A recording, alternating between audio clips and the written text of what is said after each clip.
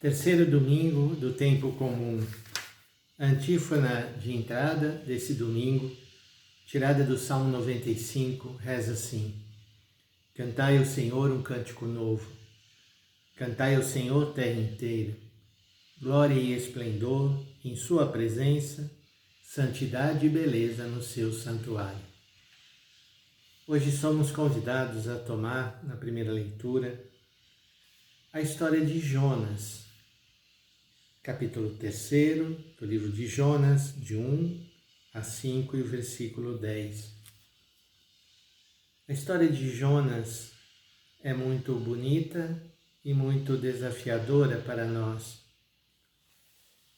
e mostra a dificuldade que nós temos em cumprir a vontade de Deus. Jonas recebe uma missão de anunciar Deus à cidade de Nínive. E no primeiro momento Jonas foge para longe.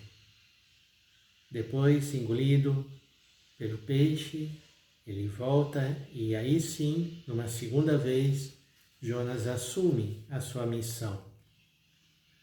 E nós podemos perguntar, mas por que Jonas tinha tanta resistência em assumir essa missão? Aí nós temos que entender que no tempo de Jonas, o povo de Israel compreendia que a salvação era para os judeus, não era para todos. E Jonas é enviado exatamente a anunciar a salvação ao povo pagão, um povo que não era membro do povo judeu. Daí a dificuldade de Jonas em levar adiante essa missão. E o fato de que, com a pregação de Jonas, Nínive se converte, mostra exatamente a abertura do reino de Deus a todos e todas. Todas as culturas, todas as crenças, religiões e assim por diante. Portanto, a primeira leitura nos abre para a universalidade da salvação, oferecida a todos e todas. A segunda leitura, tirada da primeira carta de São Paulo aos Coríntios, diz assim: Eu digo, irmãos, o tempo está abreviado.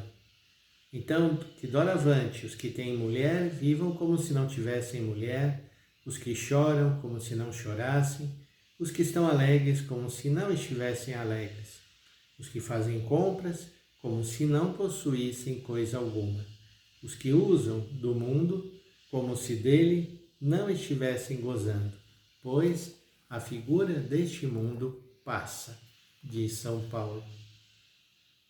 É uma leitura que pode causar uma certa dificuldade, mas compreendida no momento em que Paulo vivia, onde se esperava a iminente volta de Jesus na sua segunda vinda e o fim do mundo presente, é normal que isso se coloque. Mas ainda hoje essa leitura tem uma mensagem a nos dizer: a figura deste mundo passa.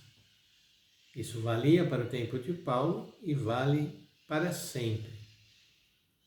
Aqueles de nós que nos apegamos desordenadamente às coisas deste mundo, vamos nos dar muito mal. E o que nos é pedido, olhando para o modo também como o próprio Cristo viveu e os seus seguidores, é que nós sejamos livres em relação às coisas deste mundo. Essa graça é uma graça muito especial, muito difícil e que nós precisamos pedir insistentemente uns pelos outros. Desapegar-nos e buscarmos realmente a Deus e não as coisas deste mundo. E o Evangelho desse domingo, estamos acompanhando Marcos capítulo 1, de 14 a 20. É uma leitura que fala do início da pregação de Jesus. Depois que João Batista foi preso, Jesus foi para Galiléia, pregando o Evangelho de Deus e dizendo: o tempo já se completou e o reino de Deus está próximo. Convertei-vos e crede no Evangelho. Esse texto que antecipa, a quarta-feira de cinzas, quando nós recebemos as cinzas, repetimos essa palavra, convertei-vos e crede no Evangelho, ela nos coloca diante dessa chegada da salvação. O reino de Deus está próximo, o reino de Deus já está presente em Jesus. Então, nós temos que acolher esse reino e propagá-lo, difundi-lo, espalhá-lo por todas as pessoas. Por isso que a continuidade do Evangelho mostra essa atividade de Jesus. Passando à beira do mar da Galileia, Jesus viu Simão e André, seu irmão, que lançavam a rede ao mar, pois eram pescadores. E Jesus lhes disse: segui-me, e eu farei de vós pescadores de homens. E eles, deixando imediatamente as redes, seguiram a Jesus. É um relato de vocação, no seu modo característico dos escritores sagrados apresentarem, onde a iniciativa é de Deus, é de Jesus, que passa, Ele que vê, Ele que escolhe, e diante desse chamado irresistível, eles não podem fazer nada a não ser deixar tudo e seguir a Jesus. Esse mesmo chamado, essa mesma dinâmica acontece a cada um de nós. E hoje somos chamados também a deixarmos nossas redes, aquilo que nos segura, que nos prende, para podermos seguir a Jesus. E o relato ainda continua. Caminhando mais um pouco, viu também Tiago e João, filhos de Zebedeu, estavam na barca consertando as redes, e logo os chamou. Eles deixaram seu pai, Zebedeu, na barca, com os empregados, e partiram seguindo Jesus.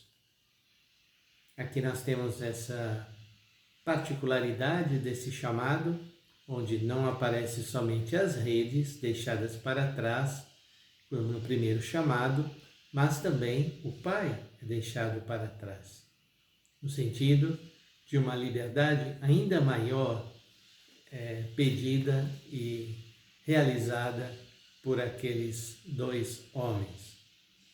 Vamos então, a partir desses exemplos, pedir ao Senhor que Ele também continue chamando homens e mulheres para o seu seguimento e que nós não tenhamos medo de assumir a nossa missão como Jonas, mas que nós acreditemos que a salvação é para todos e todas.